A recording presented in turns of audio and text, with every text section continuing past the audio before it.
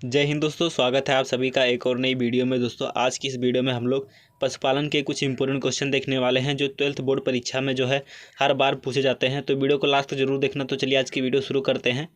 तो सबसे पहला हमारा क्वेश्चन है, निम्न में से प्रोटोजोआ जनित रोग कौन सा है। ठीक है, तो इसमें से कौन सा रोग जो है जो प्रोटोजोआ के कारण होता है। चिचिड़ी ज्वर, खूनी पेचिश और यहाँ पर थनैला और ए और बी दोनों। तो प्रोटोजोआ के द्वारा होने वाले रोग कौन कौन से हैं, तो वो चिचड़ी ज्वर है और खूनी पेचिश है। ठीक है, तो यहाँ पर जो है डी और बी दोनों सही हो जाएगा। यहाँ पर दिया है थनैला, तो थनैला दोस्तों जो है वो जीवाणु के कारण होता है। ठीक है, थनैला जो है जीवाणु जनित रोग है। अब दोस्तों यहाँ पर एक और रोग पूछा जाता है जो बार बार पूछा जाता है, वो है खुरपका और मुंहपका रोग किसके कारण होता है। तो खुरपका मुंहपका जो है ये दोस्तों जो है विषाणु के कारण होता है, जिसे हम लोग इंग्लिश में वायरस बोलते हैं। ठीक है, तो ये दोस्तों जो है हमारा रहा क्वेश्चन। अब दोस्तों नेक्स्ट क्वेश्चन देख लेते हैं। तो नेक्स्ट क्वेश्चन हमारा है, पशुओं की आयु ज्ञात करने की सबसे अच्छी विधि कौन सी है। श्रेष्ठ एवं वैज्ञानिक विधि कौन सी है पशु की आयु ज्ञात करने की। ठीक है, तो पहला है पशुओं के खुर देखकर, दूसरा है पशुओं के दांत देखकर, तीसरा है शारीरिक दशा देखकर और चौथा है अभिलेखों द्वारा। ठीक है, तो यहाँ पर सबसे श्रेष्ठ और अच्छी विधि कौन सी मानी जाती है, तो वो मानी जाती है दोस्तों पशुओं के दांत देखकर। ठीक है, अब यहाँ पर अभिलेखों द्वारा जो है ये सबसे सटीक जो है विधि है। ठीक है, आयु ज्ञात करने की। लेकिन क्या है दोस्तों, अभिलेखों द्वारा जो है ये केवल बड़े बड़े जितने भी डेयरी उद्योग हैं वहाँ पर ही जो है इसका प्रयोग किया जाता है। ठीक है, इसलिए सबसे अच्छी और वैज्ञानिक विधि कौन सी है, पशुओं के दांत देखकर।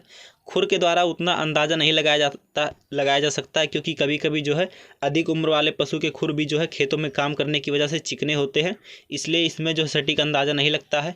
ठीक है, और कभी कभी जो है शारीरिक दशा देखकर भी नहीं लगाया जा सकता, क्योंकि जो है यदि पशु का जो है खान पान ठीक है तो वो जो है बुढ़ापे में भी जो है हट्टा खट्टा रहेगा, इसलिए शारीरिक दशा देखकर भी जो है आयु का अनुमान नहीं ज्ञात किया जा सकता। सबसे अच्छी विधि जो है पशुओं के दांत देखकर। अब दोस्तों हमारा नेक्स्ट क्वेश्चन है, भेड़ के प्रौढ़ नर को कहते हैं। तो भेड़ का जो है प्रौढ़ नर होता है उसे क्या कहते हैं, तो भेड़ के प्रौढ़ नर को जो है रेम कहते हैं। ठीक है, बक किसे कहते हैं, तो बक जो है बकरी के जो है प्रौढ़ नर को कहते हैं। ठीक है, बक जो है बकरी के प्रौढ़ नर को कहते हैं। कॉक दोस्तों किसे कहते हैं, तो काक जो है वो मुर्गी के प्रौढ़ नर को कहते हैं। ठीक है, काक जो है मुर्गी के प्रौढ़ नर को कहते हैं। और साढ़ दोस्तों जो है गाय के प्रौढ़ नर को कहते हैं। ठीक है, साढ़ गाय के प्रौढ़ नर को कहते हैं। तो भेड़ के प्रौढ़ नर को क्या कहते हैं, तो भेड़ के जो है प्रौढ़ नर को हम लोग क्या बोलते हैं, रेम बोलते हैं। ठीक है, तो ऑप्शन भी हमारा सही हो जाएगा। अब दोस्तों हमारा नेक्स्ट क्वेश्चन है, मांस के लिए पाली जाने वाली मुर्गियों को कहते हैं। तो वो मुर्गियाँ जो मांस के उद्देश्य से पाली जाती हैं उन्हें हम लोग क्या कहते हैं, तो जो मुर्गियाँ मांस के उद्देश्य से पाली जाती हैं उन्हें हम लोग ब्रायलर्स बोलते हैं। ठीक है, ब्रायलर्स बोलते हैं। और दोस्तों जो है यहाँ पर जो है अंडे के लिए पाली जाती है, जो अंडों के उत्पादन के लिए जो है पाली जाती हैं उन्हें हम लोग क्या बोलते हैं, उन्हें हम लोग लेयर्स बोलते हैं। ठीक है, तो यहाँ पर दोस्तों जो है ऑप्शन ए हमारा सही हो जाएगा कि मांस के लिए पाली जाने वाली मुर्गियों को क्या कहते हैं, तो मांस के लिए पाली जाने वाली मुर्गियों को ब्रायलर्स कहते हैं। ठीक है, अब दोस्तों हमारा नेक्स्ट क्वेश्चन है, रानीखेत रोग किसमें होता है।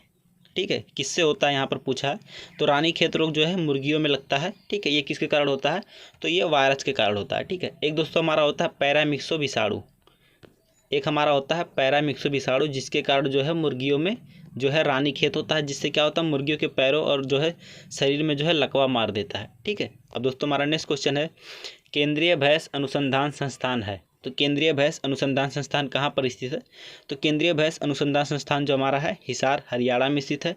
और केंद्रीय बकरी अनुसंधान संस्थान कहाँ पर स्थित है, तो ये मखदूम में। और मखदूम कहाँ पर स्थित है, मथुरा में। और मथुरा कहाँ पर स्थित है, यूपी में। तो मखदूम मथुरा जो है इसमें कौन सा हमारा है, तो इसमें केंद्रीय बकरी अनुसंधान संस्थान स्थित है। ठीक है, अब दोस्तों हमारा नेक्स्ट क्वेश्चन है, मुर्गियों के बच्चे देने की क्रिया को क्या कहते हैं। तो मुर्गियों के बच्चे देने की क्रिया को क्या कहते हैं, तो मुर्गियों के बच्चे देने की क्रिया को जो है हेचिंग कहा जाता है। ठीक है, मुर्गियों के बच्चे देने की क्रिया को हेचिंग कहा जाता है। काबिंग दोस्तों जो है गाय और भैंस के बच्चे देने की क्रिया को कहते हैं। ठीक है, काबिंग जो है वो गाय और भैंस के बच्चे देने की क्रिया को कहते हैं। लेम्बिंग दोस्तों किसे कहते हैं, तो लेम्बिंग जो है भेड़ के बच्चे देने की क्रिया को कहते हैं। ठीक है, लेम्बिंग जो है भेड़ के बच्चे देने की क्रिया को कहते हैं। और किडिंग दोस्तों जो है बकरी के बच्चे देने की क्रिया को कहते हैं। ठीक है, किड माने क्या होता है, बकरी का बच्चा, और बकरी के बच्चे देने की क्रिया क्या कहेंगे, किडिंग कहेंगे। ठीक है, यहाँ पर दोस्तों जो है एक पूछा जाता है कि सुअर में जो है बच्चे देने की क्रिया क्या कहलाती है, तो सुअर में बच्चे देने की क्रिया जो है फैरोइंग कहलाती है। ठीक है, क्या कहलाता है, फैरोइंग, सुअर में बच्चे देने की क्रिया। अब दोस्तों हमारा नेक्स्ट क्वेश्चन है, बकरी की प्रौढ़ मादा को कहते हैं। तो बकरी की जो प्रौढ़ मादा होती है वो क्या कहलाती है, तो बकरी की प्रौढ़ मादा को जो है दोस्तों क्या बोलते हैं, तो बकरी की प्रौढ़ मादा को डोई बोलते हैं। ठीक है, बकरी की प्रौढ़ मादा को डोई बोलते हैं। हेन दोस्तों किसे बोला जाता है, तो हेन जो है मुर्गी की जो है प्रौढ़ मादा होती है, उसे जो है हेन बोला जाता है। ठीक है, यू किसे बोलते हैं, तो यू दोस्तों जो है भेड़ की प्रौढ़ मादा को बोलते हैं। ठीक है, यू जो है भेड़ की प्रौढ़ मादा को बोलते हैं। और गाय दोस्तों जो है गाय की प्रौढ़ मादा को जो है गाय बोला जाता है। ठीक है, इसे इंग्लिश में जो है काऊ बोलते हैं। अब दोस्तों हमारा नेक्स्ट क्वेश्चन है, मुर्गियों का गर्भकाल कितने दिन का होता है। तो मुर्गियों का गर्भकाल कितने दिन का होता है, तो मुर्गियां जो है 21 दिन में जो है अंडे देती हैं। ठीक है, तो उनका गर्भकाल कितना दिन का होता है, 21 दिन का। और यहाँ पर दिया है 150 दिन। ठीक है, तो 150 दिन जो है गर्भकाल किसका होता है, तो 150 दिन जो है भेड़ का गर्भकाल होता है। ठीक है, बकरी का कितना होता है, तो बकरी का जो है 145 होता है। ठीक है, बकरी का कितना गर्भकाल होता है, तो 145 होता है। 310 दिन किसका होता है दोस्तों, तो 310 दिन जो है वो भैंस का जो है गर्भकाल होता है। ठीक है, भैंस का गर्भकाल कितना दिन होता है, 310 दिन। और 282 दिन जो है गर्भकाल किसका होता है, तो 282 दिन गर्भकाल जो है गाय का होता है। दोस्तों हमारा नेक्स्ट क्वेश्चन है, निम्न में से पशुओं की ज्वर रोधी औषधि कौन सी है। तो ज्वर रोधी औषधि किसे कहते हैं, ज्वर रोधी मतलब जो है बुखार को जो है रोकती है, वह कम कर देती है। ठीक है, तो ज्वर रोधी औषधि कौन कौन सी है, तो ये दोस्तों जो हमारा यहाँ पर जो है एस्प्रिन। ठीक है, ये दोस्तों जो है ज्वर रोधी औषधि है। अब एस्प्रिन के सिवा दोस्तों जो है एक और होती है, कौन सी ज्वर रोधी औषधि, एक कुनैन होती है। ठीक है, एस्प्रिन और कुनैन जो हमारा है ये ज्वर रोधी औषधि है। ठीक है, यहाँ पर दिया है कैफीन और कपूर, ये दोनों दोस्तों कैसी औषधि हैं, तो कैफीन और कपूर जो है उत्तेजक औषधि हैं। उत्तेजक मतलब जो है उत्तेजना उत्पन्न करे।